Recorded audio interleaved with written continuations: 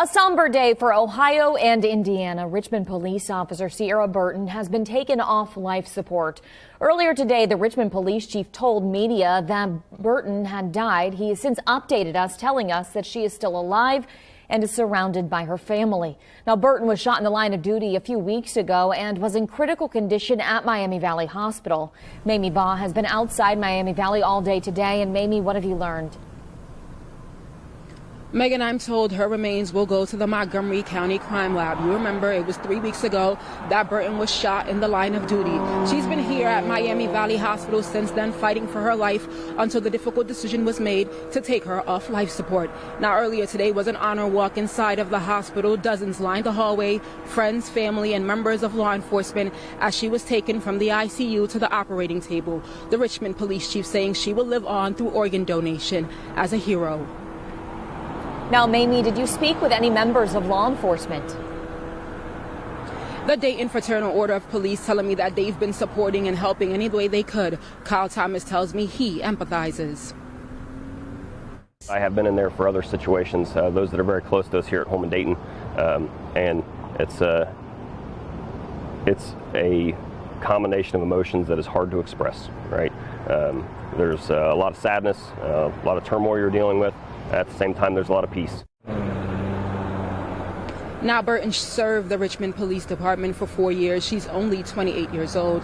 Coming up at 6:30, we'll hear more from the Dayton Fraternal Order of Police. Back to you.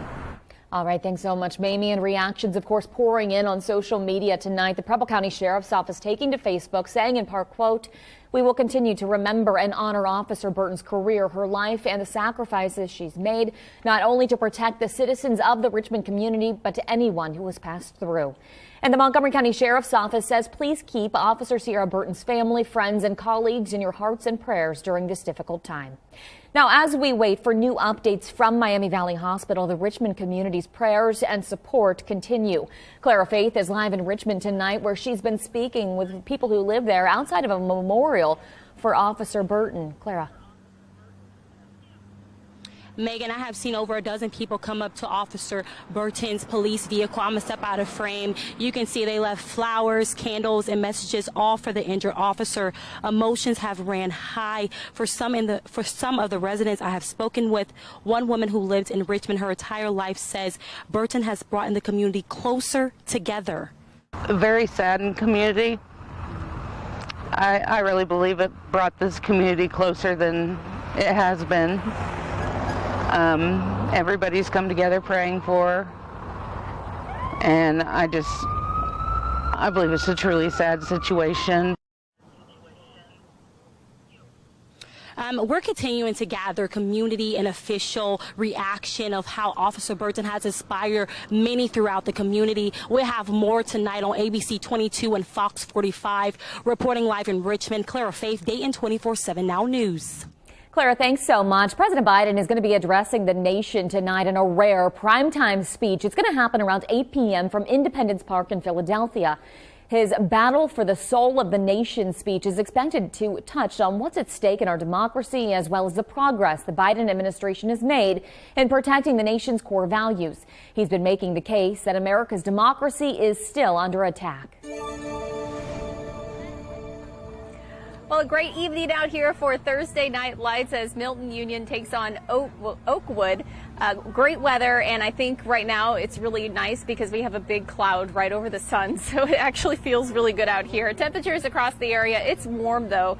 We are actually warmer today compared to what we've had here just recently with those mid-upper 80s across the area. We're sitting at 86 in Dayton. Just ignore Oxford, although that would feel nice for a brief second. 83 in Sydney, 89 even in Troy. Satellite and radar showing things on the quiet side, but we're going to see things on the warm side for the rest of this evening. Talking about temperatures in the 80s, eventually falling back down into the 60s as we look overnight. Not quite as cool as we have been. All right, the football flying through the air. I'll be back with another look at your forecast coming up. All right, thanks so much, Natalie. The jury deciding the murder charges against George Wagner IV is just about to finish up their two-day tour of crime scenes and other sites. Wagner is accused in the 2016 Pike County massacre, where 8 people were killed. James Pilcher followed along today and has an update from Waverly. Jurors today toured sites connected to George Wagner, including where his parents grew up and lived, after yesterday seeing the sites where the victims were shot to death 6 years ago. Wagner is one of 4 members of his family charged in the 2016 killings of 8 members of the Roden and Gilly families.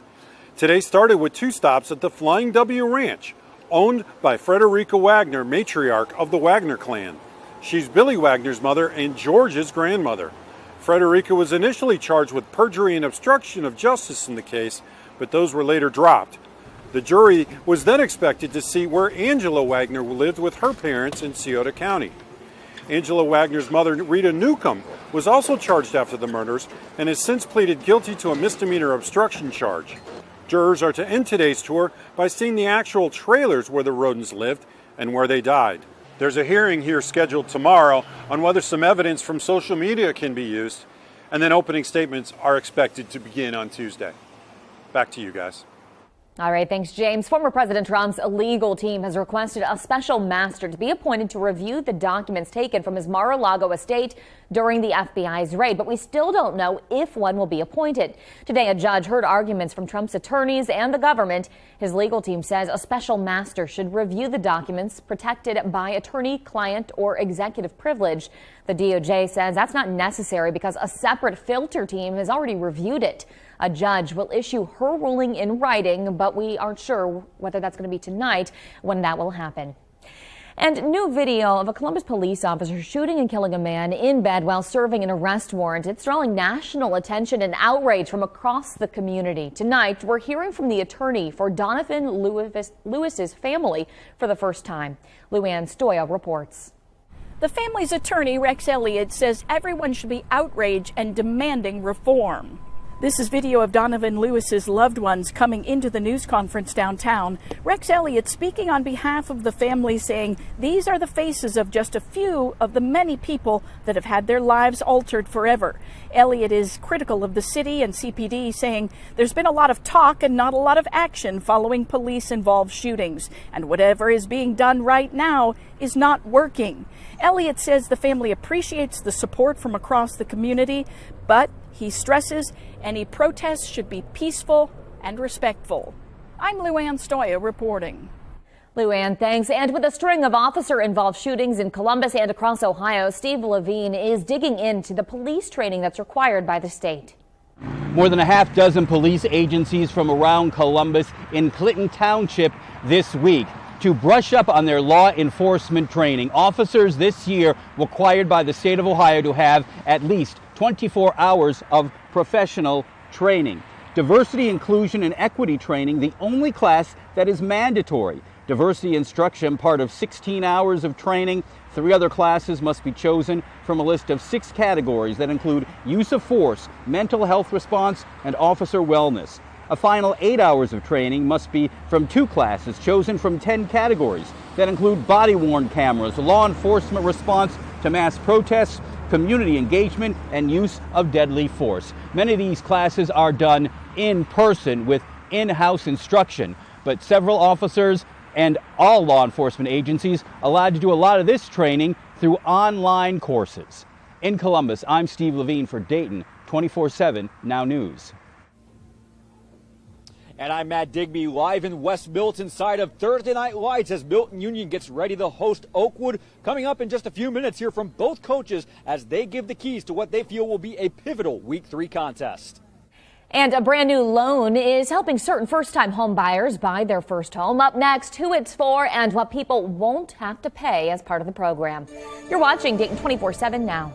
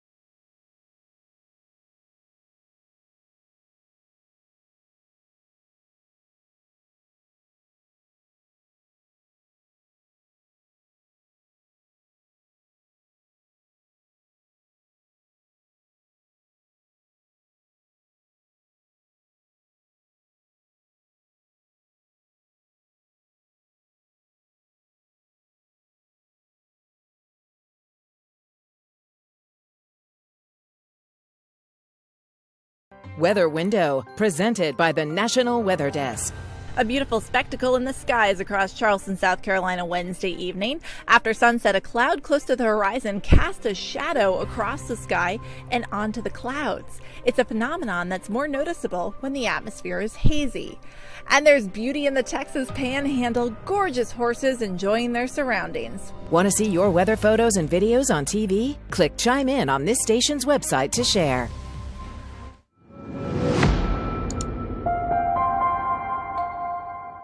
It's week 3 of high school football, and we're less than an hour away from the latest game of Thursday Night Lights as Oakwood visits Milton Union. Matt Digby is live from West Milton. And Matt, both teams entering this game with different mindsets based off of how their games went last week, right? Yeah, good evening, Megan. Yes, week 3 of Thursday Night Lights as Oakwood gets ready to take on Milton Union here in West Milton. And like you mentioned, both teams coming in with different mindsets. Oakwood wanting to bounce back from a tough loss on the road last week at Northridge. That's the Lumberjacks warming up right now in the road white jerseys. Meanwhile, the Milton Union players warming up over at the far side of the field. They are coming off a 2-0 start, 2 road wins at National Trail and at Valley View. So this is actually the Bulldogs' home opener. Now, this is also going to be a very interesting game because of last year's contest, Oakwood winning 28-20. And I asked both head coaches about that game, Butch Snyder for Oakwood and Brett Pierce for Milton Union, and they talked about various factors that decided that game that may very well come into play tonight. Our kids stepped up that night. They're always good. They're always well coached. So we knew we had to be ultra prepared, and we had to put in the extra work. And there was no one thing. It was a little bit of everything. We had a fumble. We threw an interception. We had a punt blocked. We had untimely penalties, missed assignments. It was a little bit of everything. So again, the countdown continues. We're just under an hour away now between the Lumberjacks and the Bulldogs. If you watched our program this morning, you noticed how the Bulldogs are treating tonight as a blackout, and they are certainly going to be playing with a lot of emotion. Their home opener for the seniors, their final home opener here in West Milton as they get ready to potentially move to 3-0. We'll have coverage of this game live coming up on over the air on channel 22.3 on MyTV Dayton, Spectrum, that's channel 24, and you can also watch on Facebook or online. But that will do it for right now in West Milton. I'm Matt Digby, Dayton 24/7 Now News. Matt, thanks so much. And again, we are going to be live streaming that game for you on our Facebook page as well. You can follow us at Dayton 247 Now to watch it wherever you are. And we are now just 2 days away from what may be the biggest season opening game in Ohio State history. The number 2 Buckeyes hosting 5th-ranked Notre Dame. These are 2 of the most prestigious college football programs in the country. They haven't actually played each other since the Fiesta Bowl in 2016 and haven't met in the regular season since 1996. Tom Bosco has all the excitement from campus. Of course, Woody Hayes has made way for Ryan Day. And of course, on Saturday, Ryan Day takes his field into the shoe for the home opener, the season opener against Notre Dame. If that's Christmas Day, well, that makes tomorrow Christmas Eve. Today, Christmas Eve, and a lot of folks buying themselves gifts today. Ran into a lot of folks buying OSU merch in advance of the game. Starting Monday, it just busier Tuesday, busier Wednesday. It just keeps growing and growing. Game day, I think, is going to be big from the start. We'll open at 7 a.m. Saturday here on campus, expected to be very busy. ESPN bringing College Game Day. It'll be right across the street from the shoe. Guys, back to you. Of Centerville announcing a football fan fest by Loose Ends Brewing Company to celebrate the kickoff of the college football season. This Saturday at Stubbs Park, you can watch Ohio State face off against Notre Dame on a huge jumbotron. The event starts at 6, and there's also going to be live music, food trucks, and activities for the kids. Did we mention again? It's all free, and the first 1,500 attendees are going to get a free stadium cup. The first 500 people will also get a city barbecue coupon.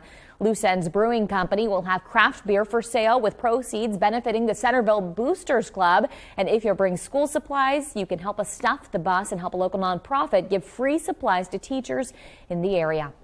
And we are proud to partner with the city of Centerville to put on this special event. You can find all this information that I just listed in the web version of this story on Dayton247now.com. Well, great evening for some football. Again, that cloud that I was talking about earlier, it did manage to make the sun appear, but it's covered back up again. So for that reason, it does feel good. You can see satellite and radar showing some of those cumulus clouds across the region. In fact, a little bit more clearing than what we had earlier into the day. But we will start to see a little bit more cloud cover build in as we head overnight and even as we look into tomorrow. But compared to this time yesterday, we're really sitting warmer for most of us, sitting, in fact, several degrees warmer, into the mid to upper 80s is where we managed to see our temperatures climb for most of the afternoon. So it was a warm day, and we'll continue to feel the warm conditions across the area as we head into these next several days. I'll have a look at that 7-day coming up in just a bit. Natalie, thanks. It's a fourth day without clean water for residents in Jackson, Mississippi. Some have no water at all. Others have low to zero water pressure or even brown water. Schools and businesses have been forced to close, and there isn't enough water to fight fires, flush a toilet, or run AC, let alone drink. The city's water problems have been ongoing for years now, and there's been a boil advisory in effect since July. Now, yesterday, a new emergency rental pump was installed at the water facility, but challenges quickly emerged with the water. With its chemistry. Despite this, though, the city's mayor hopes water service will be restored by the end of the week and that this crisis will bring about long-term change after having phone calls with the president and vice president. Both assured me that the eyes of Washington are watching the city of Jackson, and they assured me that their support was going to be demonstrated through long-range and long-term efforts through the EPA. What are they doing with our tax dollars? You got to pay a water bill, but you can't use the water. That don't make no sense. I got a $100 water bill I just paid, and I can't use the water.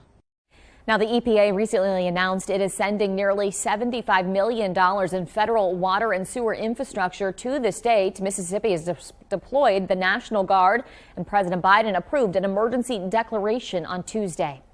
The pandemic is having a big effect on the U.S. education system. Today, the National Center for Education Statistics released a new progress report for 2022. It's the first national report to compare student achievement from before and after COVID-19. It shows that reading had the biggest decrease in 30 years, and it's the first time ever the math scores have gone down. Reading scores dropped by 5 points overall, and math scores decreased 7 points. The data focused on 9-year-olds. Education experts say this means the U.S. has to give better support and resources to schools nationwide. A story from our partners at the Dayton Business Journal now. Sinclair Community College is going to host 2 free manufacturing boot camps this September. They're going to introduce people to in-demand careers in advanced manufacturing. The week-long camps are going to run from September 12th through the 16th and the 26th through the 30th. Each offers an overview of the history and opportunity in computer numerical control while providing a hands-on introduction to safety, programming, setup, and operating basics. You can learn all about the boot camps right now on Dayton247now.com. You can find this story plus others like it under the Dayton Business Journal heading in the News tab. Bank of America is now offering new affordable home loans to help more Black and Latino people become homeowners. The Community Affordable Loan Solution is for first-time home buyers looking to buy in certain markets, as include Los Angeles, Dallas, Detroit, Miami, and Atlanta. Eligibility is based on income and home location. The properties have to be in areas that are more than 50% Black and or Hispanic. No down payment, closing costs, or a minimum credit score is required. Instead, the loan uses financial guidelines based on factors like timely bill payments. Prospective buyers will have to go through a certification course before applying. Bank of America says it plans to expand the program next year. A live look now from our Kettering Health Sky Cam. Another gorgeous day here in the Miami Valley. Clear skies for tonight's Thursday Night Lights game out at Milton Union. That's where Natalie is live right now as kickoff is quickly approaching. Natalie. That's right. We have players out on the field right now getting all warmed up right before kickoff. Again, Milton Union taking on Oakwood. We are looking at things on the nice side for this evening. Not quite as cool as we have been over these past couple of days, and we'll see that here as we take a look at future temperatures, where we will see temperatures tonight in the 60s versus the 50s. So a mild night expected, but heading into the day tomorrow, more clouds are in the forecast. We'll continue to see clouds increase as we head into the day. Temperatures back into the 80s, so still pretty warm. But by Saturday, we actually start to see some rain back in the forecast. Showers start to develop.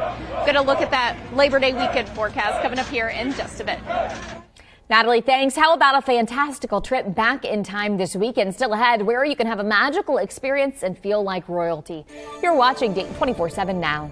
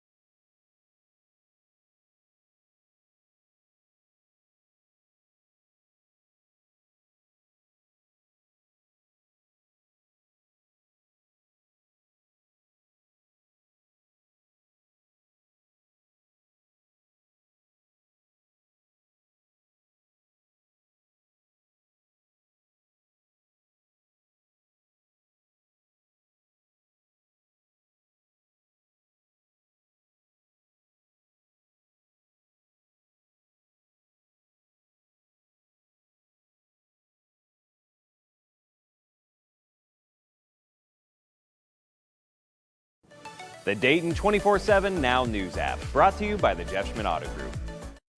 It's time to go back in time. Elise Coulter shows us where you can go and enjoy the Renaissance and a good turkey leg. Get ready. We are T-minus 2 days away from the kickoff season of Ren Fest at Renaissance Park in Waynesville, and get ready because they are waiting for your story to be told. Get it? It's going to be an amazing time. Everything kicks off this Labor Day weekend, and it will be open Labor Day as well, so Saturday, Sunday, and Monday. And it goes all the way every single weekend until October 30th. They've got live performances. They have entertainers. They have artisans. You get to dress up, and who can forget the food? The food is mwah, chef's kiss. It's so good. The best part of the food, obviously, is the giant turkey leg, because we all like to eat like a caveman. So make sure you head on out to the 33rd annual Ren Fest is starting this weekend, September 3rd, all the way every single weekend until October 30th. Well, everybody's getting pumped up out here. The music is on, and it is a great evening for some football. Let's take a look at these next 7 days, because we actually do have some rain and thunderstorms that will be making their way back into the forecast. So we're talking 86 for tomorrow. So another warm day. Clouds will be increasing, and then we track scattered rain, thunderstorms Saturday, Sunday, as well as for Monday. Not a complete washout, but I would just plan on some rain being around for this holiday weekend. And then as we head into next week, it does start to turn a little quieter, but notice temperature-wise, we're still warm with our highs in the mid to upper 80s. So again, a great evening for Milton Union and Oakwood. We're live again at 6:30 on Fox 45.